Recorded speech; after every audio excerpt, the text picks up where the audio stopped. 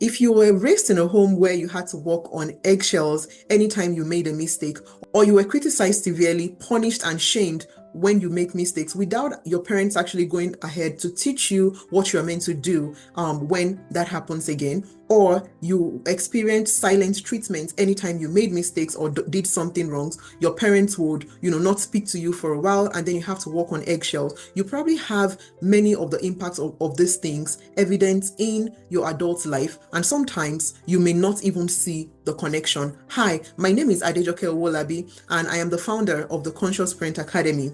We are on this series on understanding how childhood trauma and conditioning impact how you parent or impact your parenting style. What is the impact that these things could then have on the kind of adult that you are? You may find that you cover up your mistakes sometimes by lying, even when you do not intend to, because you feel a deep-seated shame anytime you make mistakes, even for things that you probably have not learned or things that you probably could still give yourself some grace or some time to master. And you might even find that in your friendships, you feel very insecure. So if you send an email and the recipient doesn't respond on time, then you're beginning to overanalyze what you sent to determine if you've done something wrong, if you said something wrong, or if it might be because of the way you worded something that they have not responded to you. Or if a friend suddenly kind of shifts the way that they relate to you, you begin to wonder and kind of look at your prior conversations to see if you did something wrong. Or you might even be afraid to bring people close enough to you because you feel that when they see the kind of person you are,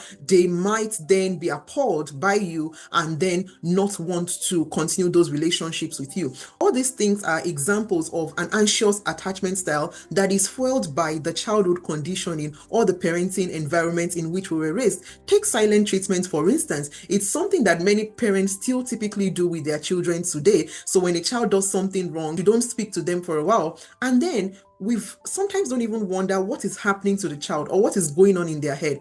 Unconsciously, what raising children in this kind of environment does is that many times it conditions them to know that connection and love and affection are conditional. And so you would find many of those people become adults who are people pleasers. They try to please others in order to maintain the attachments, in order to maintain the connection. And why is that? Because everybody wants to be loved unconditionally and known completely. Connection is actually one of the greatest needs that we have as humans because we are relational and social beings. And these are some of the ways that this kind of scripting or earlier parental conditioning can show up or how we become as adults. And many times when these things are not addressed, we then go on to pass on the same patterns to our children. And sometimes we wonder, why is this person a people pleaser? Why is that they can't set boundaries? Why is that they can't say no? I typically would say, and this is evidence-based, that a child who has not learned how to say no or who has not been given an opportunity to practice how to say no